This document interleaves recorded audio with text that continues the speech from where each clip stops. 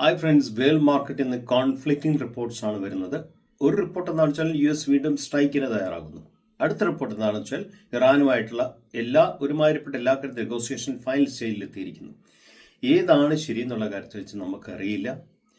So നമ്മളുടെ പ്രതീക്ഷ negotiation കഴിഞ്ഞിട്ട് ഒരു എഗ്രിമെന്റിൽ പോകട്ടെ എന്നുള്ളതാണ് നമ്മുടെ പ്രതീക്ഷ. അതാണ് ഇന്ന് ന്യൂസിൽ ലീഡ് ചെയ്യുന്നതെങ്കിൽ നാളത്തെ മാർക്കറ്റ് ക്യാപ്പപ്പ് ആകാനുള്ള സാധ്യത വളരെ കൂടുതലാണ്. നാച്ചുറലായിട്ട് നമുക്ക് മനസ്സിലാക്കാവുന്ന കാര്യമുള്ളൂ. എനിവേ, ശ്രദ്ധിക്കേണ്ട 4 points. Always work in contraction zones. Contraction in volume, contraction in price, contraction in size, contraction in momentum. ഈ 4 കാര്യങ്ങളിലാണ് നമ്മൾ ഫോക്കസ് ചെയ്യേണ്ടത്. ഈ 4 കാര്യത്തിൽ ഫോക്കസ് ചെയ്താൽ മാത്രമേ മിനിമൽ സ്റ്റോപ്പ് ലോസിൽ best trades, best risk reward റേഷ്യോയിലെ ട്രേഡ്സ് അറ്റൻഡ് ചെയ്യാൻ സാധിക്കത്തുള്ള കാര്യം വളരെ സത്യമായിട്ടുള്ള കാര്യമാണ്.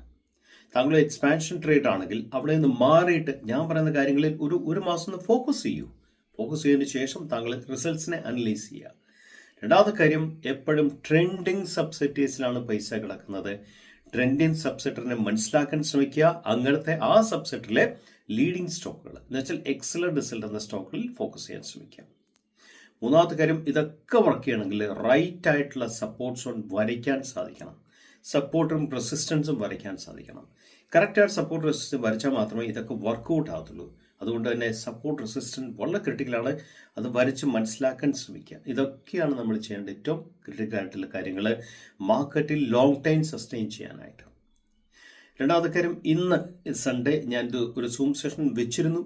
സൂം സെഷൻ ഞാൻ ഉദ്ദേശിച്ചത് എങ്ങനെ നമ്മൾ മൂവിനെ നമുക്ക് എങ്ങനെ ആൻറ്റിസിപ്പേറ്റ് ചെയ്യാൻ സാധിക്കും വിത്ത് 80% ആക്യുറസി.